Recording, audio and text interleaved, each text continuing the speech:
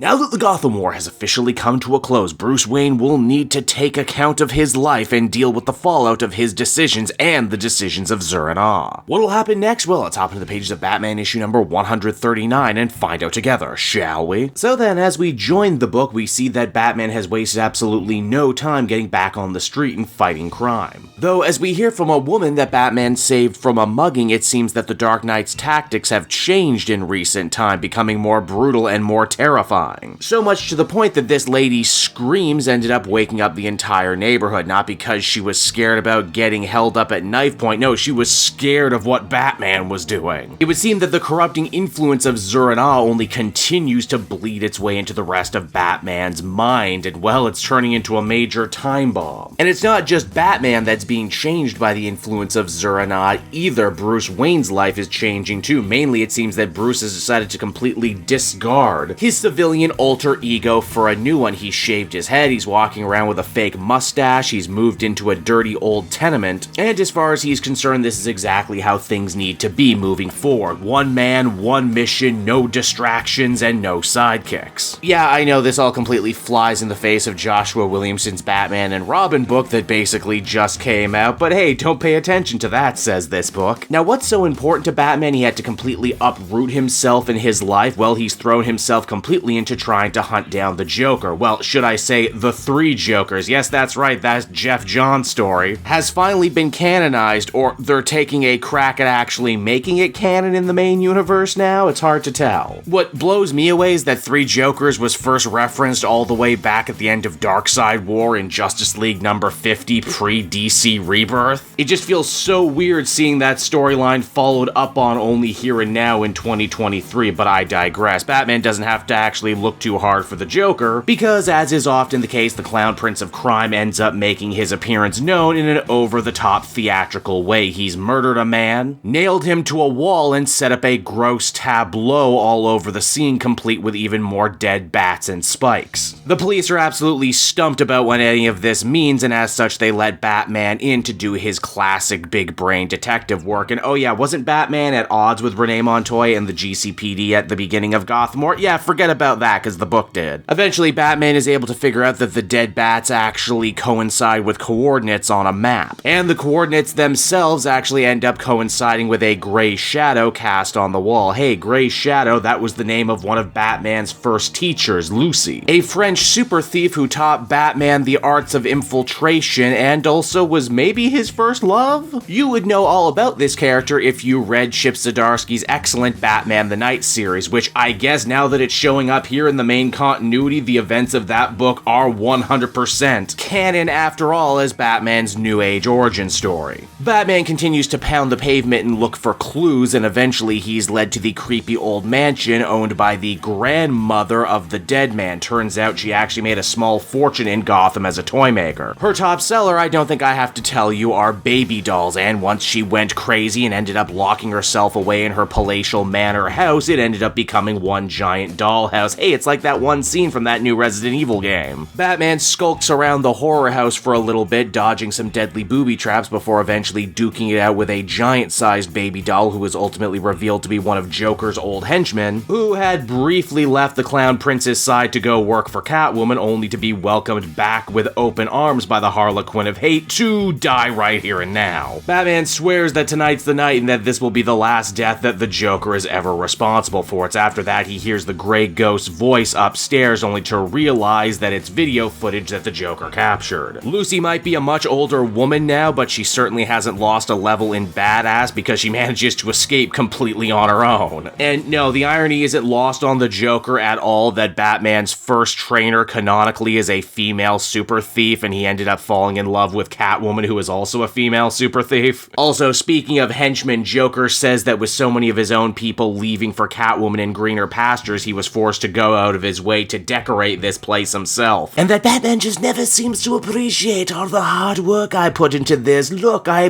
decorated these dolls to look like your dead family, this one to look like dead Jason Todd, and oh look, I even added dead Alfred. You know what they all had in common, Batman? They tried to save you, they tried to hold you back, but you don't want to be saved, do you? And also, hey, if all the baby dolls and creepy videotapes and everything wasn't a dead giveaway, Joker is also here on a giant throne, totally clearly looking like the one from Killing Joke, and oh look, he's wearing a white suit like Dark Knight Returns. You may also be reminded too that Joker has actually been aware of Bruce Wayne's secret identity since Joker War, but he hasn't done much with it because he's been busy fighting cannibals over in his own solo series. And also at least 2 other imposter Jokers who may or may not be related to the whole 3 Jokers thing, I'm not sure yet. Now by and large, this all seems like pretty standard Batman versus Joker stuff, but it's right here at the very end does the story end up taking a super unexpected and super cool left turn. You see, the Joker's done all of this not to call out Batman, but to instead call out the Batman of Zur-En-Arrh. Yeah, that's right, Joker and Zur-En-Arrh actually know each other. They met in another really excellent Chip Zdarsky backup story. And once he's called, the Batman of Zur-En-Arrh is more than happy to completely take control of Batman's body and push him below. And as the comic comes to an end, a terrified Batman has to watch as Zur-En-Arrh vows to finally kill Joker once and for all, while also sending his army of corrupted Zur-En-Arrh Batman to deal with Bruce. And so that was Batman number 139, everyone, and overall I'm actually a little torn on this one. On one hand, I'm really happy to get back to basics and to put Gotham War in the rear view, something Zdarsky sure as hell seems happy to do, completely disregarding huge chunks of that story in favor of just doing his own thing, and I mean, really, can you blame him? I'm actually really happy to see the events of Batman the Knight canonized, because that was probably one of the best books I've read this year, and if we simply must have a new Batman origin story, that's a pretty damn good one. As I actually wasn't expecting Chip Zdarsky to use the actual main universe Joker as quickly as he ended up doing. Then again, I guess Joker never really went away, he's just been busy in other books. I guess I was maybe expecting a little bit more from Zdarsky. That's not to say I didn't enjoy his interpretation of the Joker here in this story, it just kind of feels like an old comedian playing all the hits, the white suit, the baby doll throne. Then again, with the promise of 3 different Jokers now officially running around in the main DC universe, there's a good chance that this Joker we're dealing with maybe isn't even the real Joker. Also, when they reintroduced Batman of Zur-En-Arrh into this story, if you told me that they were going to continue to draw out this story for as long as they did, I would say you're crazy. In fact, I would also argue that maybe the entirety of this new Zdarsky Batman run really hinges on how they resolve this Zur-En-Arrh stuff. Especially considering because of Zur-En-Arrh, Batman has basically blown up his old life and old status quo, so it all better be in service of something is all I'm saying. Overall, I would give this one a 7.5 out of 10. Definitely a good way to ease back in after Gotham War, but I'm hoping they show me a little bit more in the next issue.